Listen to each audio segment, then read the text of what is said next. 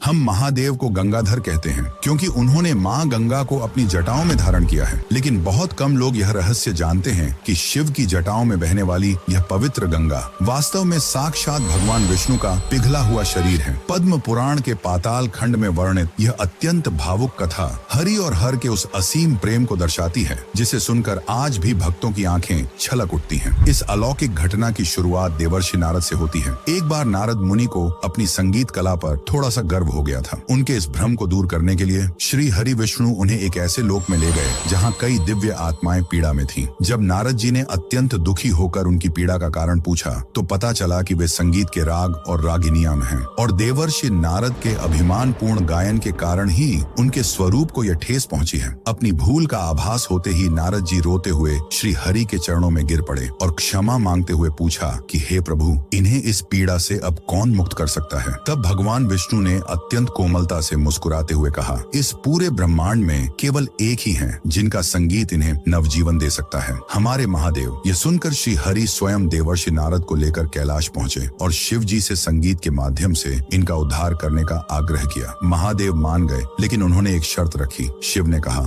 मेरा संगीत सुनने के लिए मुझे एक ऐसा श्रोता चाहिए जिसका हृदय परम शुद्ध हो और जो मेरे स्वरों की गहराई को संभाल सके। और इस ब्रह्मांड में भगवान विष्णु से श्रेष्ठ श्रोता भला कौन हो सकता था। जैसे ही श्री हरि विष्णु ध्यान में बैठे, महादेव ने अपनी आंखें बंद की और अपने कंठ से एक ऐसा अलौकिक और मधुर स्वर निकाला जिसने पूरे ब्रह्मांड को एक गहरी शांति में डुबो दिया। शिव के उस दिव्य संगीत में इतना प्रेम और इतनी गहराई थी कि भगवान विष्णु उस परमानंद में पूरी तरह लीन हो गए। संगीत के उस चरम सुख में भगवान विष्णु का शरीर प्रेम भाव से द्रवित होने लगा। वो साक्षात पानी की तरह पिघलने लगे। सृष्टि को असंतुलन से बचाने के लिए परमपिता ब्रह्मा जी तुरंत आगे आए और उन्होंने श्री हरि के शरीर से उत्पन्न हो रहे उस परम पवित्र जल को बड़े ही आदर के साथ अपने कमंडल में धारण कर लिया। भगवान विष्णु के उसी द्रव स्वरूप को हमारे शास्त्रों में द्रव रूपा और विष्णुपदी कहा गया है, जो कोई और नहीं हमारी परम पावन गंगा माता है। यही कारण है कि जब सदियों बाद माता गंगा धरती पर आई तो उनके वेग को संभालने के लिए स्वयं महादेव ने अपनी जटाएं खोली। शिव के संगीत से जिनका जन्म हुआ,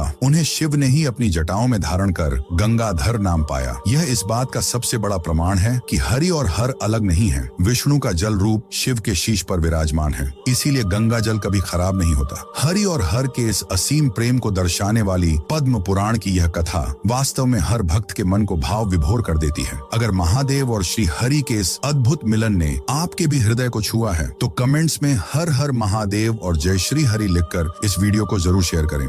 हम महादेव को गंगाधर कहते हैं क्योंकि उन्होंने मां गंगा को अपनी जटाओं में धारण किया है। लेकिन बहुत कम लोग